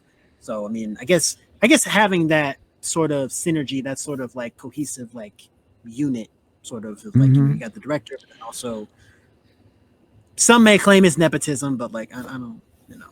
Well, she didn't actually edit the movie, but she had an editor's eye, and so she was, you know, and it was, you know, the late 50s, and so women weren't, you know, given even in the 70s and 80s when you talk about Cameron and so forth in the 80s, weren't given the same due. And so yeah, but I think that she had a lot to do with his style, and would, you know, take him whenever things were happening, she'd whisper in his ear and say, if you do this, I think it'll work out better.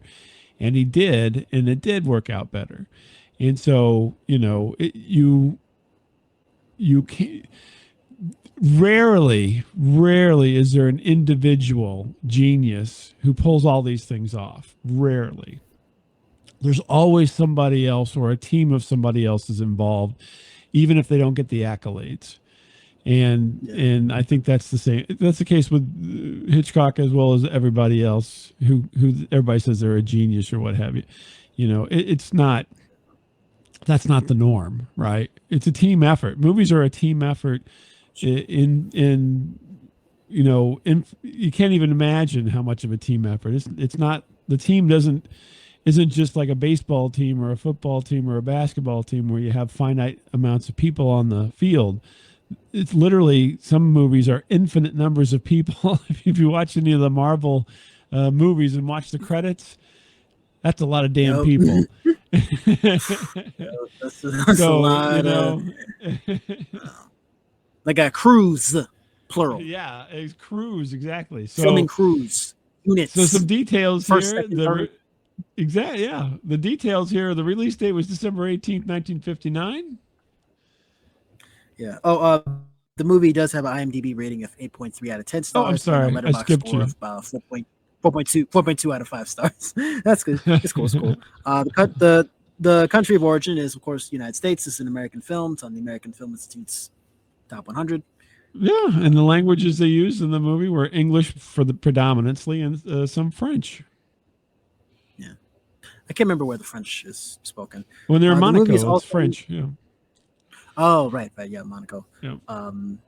Also known as Intriga Internacional. That's the Portuguese title. Big shout out to my listeners in Portugal and Brazil, and to my Portuguese-speaking listeners here in Connecticut. I feel like in Connecticut we have a large Portuguese population. Oh, really? How interesting. So, yes. Filming locations, Garces Highway, 1/10 mile east from Corcoran Road and Kern National Wildlife Preserve, Kern County, California. That's where the crop dusters thing happened. And then obviously at the studio. Yeah. Well, I mean, shout out to my listeners in California, yeah, for sure, Sunshine State. But definitely going to be, it's funny if you guys see me, if you guys see somebody standing like Grace's Highway, just 1/10, exactly 1/10 of a mile east from the Corcoran Road and Kern National. Like, I'm surprised that this is like published on IMDb. Like, if this is not like a famous tourist destination, I'm going to make it a tourist destination. Right. Like, hey, everybody knows the crop duster scene from North by Northwest. I'll probably like film a whole like Instagram reel of like me just out. Hey, everybody, I'm out here at North by Northwest, and then you better just hope that there's no plane or nothing just coming in, just like and you better hope that it's not near airport or nothing. You just have a plane flying in. As you can see, there's a plane coming in. Oh, and it's actually coming closer. And hold on. Hit the dirt. Hold on. Oh no. Oh. Okay. And I barely just missed that plane. I didn't realize that this was a part of the experience. Like, it's like, okay, you actually come out here and then they actually have a plane come out here and actually like you get try to run over you. Yep. Maybe that could be something. You can put that together and say you can go to this corner by yourself and just take a picture, or I'll buzz over you with a biplane real low, and then you can have the full experience. Real low. You can have the full experience. Please no, please no. Why do I feel like that's gonna be like a game in season 2 of Squid Game? Why do I feel like that's gonna be a biplane dodge and biplane? It's a biplane dodge. Anyone? Okay, again, producers. If anybody in Korea is listening, also, but if anybody in Korea is listening, season 2 Squid Game, maybe I know the release date's already set, but like, right? I don't know, maybe, or we'll do our own version. Maybe make a Squid Game video game. I don't know. Who knows? Of course, the movie production company was Metro Goldwyn Mayer, Ars Gracia Artists. I might have mispronounced that. Art for art's sake. Art for art's, yeah. Well, and making money. That's the other part. They covered that part up. Art for art's sake and making money. Yeah. Yeah. So the box office. The box office budget was $3,101,000, or equivalent to $33.6 million in 2024. It's gross, and it's funny. Like the gross domestic box office haul is significantly that this movie did not make money at the box office. I realized, and I feel like that's the case for a lot of these movies. This movie made $66,728, so about $724,000 in today's money at the box office. So put that into perspective. I mean, this movie. Yeah, well, you only had to pay a quarter to go see the movies back then, so. Took a lot of quarters to get add up a lot of money. The gross worldwide was $192,323, or about $2.1 million in 2024 money, which doesn't come close to $33.6 million, does it? Nope. Nope. It didn't even really make a profit abroad either. I forgot that my grandmother was telling me how you used to be able to go to the movies for $1. Like movie tickets were 25 cents, and then for 75 cents you could get a soda, popcorn, some snack. It was a very different time in the 1950s. Yeah, much different. The Rotten Tomatoes tomato meter score is 97%. The audience score is 94%. Yeah. I'm maybe with the critics on this one. I think maybe 97%. But then again, audience score is not too low. A lot of times, we do see a noticeable difference. Like with movies today, it's critics are maybe the critics are panning it. Critics are giving it a 30% on Rotten Tomatoes, but then fans will give you a 65%, or vice versa. So I do think there's a lot of that with current films, but maybe hindsight's 2020. I think I brought up in the very first episode that I did of the AFI series Citizen Kane, how Citizen Kane was, I can't remember if it won Best Picture or if it was nominated at the 1942 Academy Awards, but the audience universally booed the movie. It was very audiences did not like Citizen Kane when it first came out. It was almost resented. There's a documentary, I think from the 90s, called The Fight for Citizen Kane, and they had some complications during filming. Orson Welles, the guy who Charles Foster Kane is based on in real life, he tried to have Orson Welles framed for sleeping with a minor or something like that. So there was a lot going on with Citizen Kane, but 80 years later, we regard Citizen Kane as one of the greatest movies of all time. We regard it as a classic, and I feel maybe with a lot of the movies that have come out within the last 10, 15 years, maybe in the short term, they're not instant classics, but give it 20, 30, 40, 50 years, 50 plus years. And who knows, a lot of the movies that we are kind of looking down on now, maybe not us, but maybe not my generation, maybe our kids and our grandkids, maybe they'll come around to these films and kind of regard them as gems, because I feel that's a lot of movies. Many of the films that are on this list, they were not instant classics. They became classics over time. They were ahead of their time. So I think maybe exactly. But I also recognize that, the reason why this movie didn't make a whole lot of money at the box office is because, again, the box office wasn't really that big of a thing at the time. Right. Critics' consensus, of course, gripping, suspenseful, and visually iconic. This late period Hitchcock classic laid the groundwork for countless action thrillers to follow. Clearly, they listened to this episode before they made that critics' consensus, and they have discovered time travel. They just said like this entire episode and just crammed it into like one sentence. So Rotten Tomatoes, you will be served at some point. Kidding. Yeah, where to watch? You can watch North by Northwest on Tubi for free with ads, of course. You can rent it on Fandango at home, Prime Video, Apple TV, or buy it on Fandango at home, Prime Video, or Apple TV.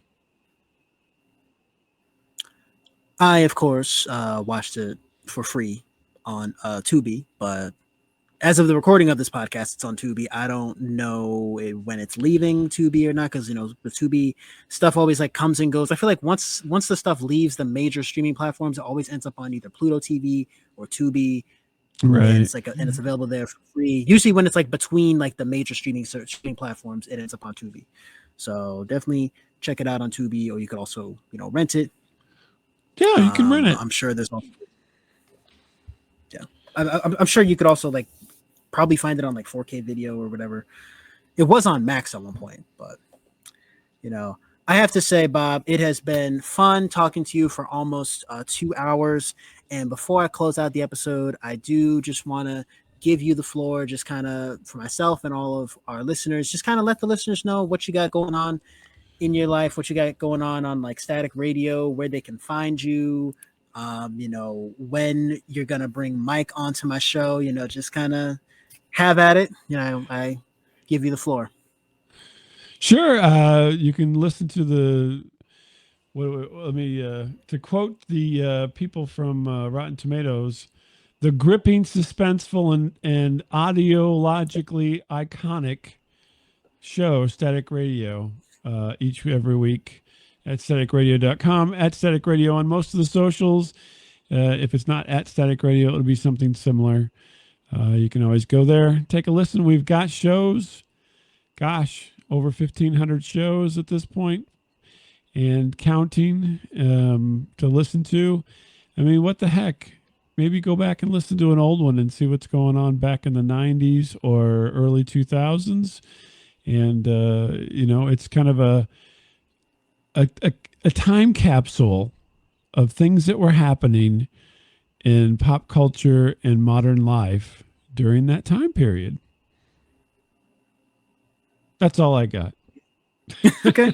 Well, yeah. I mean, definitely go back and listen to Static Radio, guys. Like Bob said, time capsule. I am definitely going back, and before I have you on again, I'm definitely going to go back and listen to like your old episodes. I'm probably gonna like remind you of some episode you did like 20 years ago that you forgot about. I won't remember. Bring it up during the intro section. I'll be like, who was the idiot who did that? That's what I'd say. Oh, it was me? Yep. Oh. Say, well, I was younger, so that's what happens when you're young. Say, oh no, you see, it was a different time back when people were allowed to have senses of humor. Before, Well, I'm sure you'll run across some of those. Of course, I promise I will not have you canceled, Bob. Okay, like that is not my goal for bringing people onto my podcast. I never remember what I don't remember what I say half the time, so it all just kind of slips out and gets going. So Yeah, that's literally my podcast. I try to be a good person. I try, but it doesn't always happen. Hey, life happens. Nobody's perfect. And I mean, I'm coming up on 100 episodes. I mean, I don't remember half the stuff. That's like, that's why like a lot of times I'll be like, I don't know if I've said this before or not. Like, and then like, maybe you go back and like you listen to one of my older episodes. Okay, yeah, I have said it. And then when I said it that time, I did say it. And actually, the last time I said it, I said, I don't know if I've said this before. And but in any case, that's all for today, folks. Thank you again to Bob for joining us, for coming on to Cobbs Corner to review North by Northwest. That's all we got for today's review of North by Northwest. If you like what you heard today, don't forget to give this podcast a 5-star rating and review on Apple Podcasts and Spotify, and feel free to leave us a written review on Apple Podcasts as well. Leave this podcast. For those of you who are listening on Apple Podcasts, leave us a written review and 5 stars. That really helps. That helps Cobbs Corner get recommended to other listeners, and that really helps our community grow. Of course, word of mouth. Tell a friend to tell a friend. It really, really helps us grow. To my YouTube audience, make sure that you guys like this video, share it, subscribe, and click that bell to get notified whenever I upload new episodes. If you want to stay up to date on all things Cobbs Corner, then you need to follow me on Instagram, Threads, and TikTok. All that information is in the show notes below. Email me with your movie suggestions, comments, etc. at cobbscornerpodcast@gmail.com if you're one of those people who does not really do social media.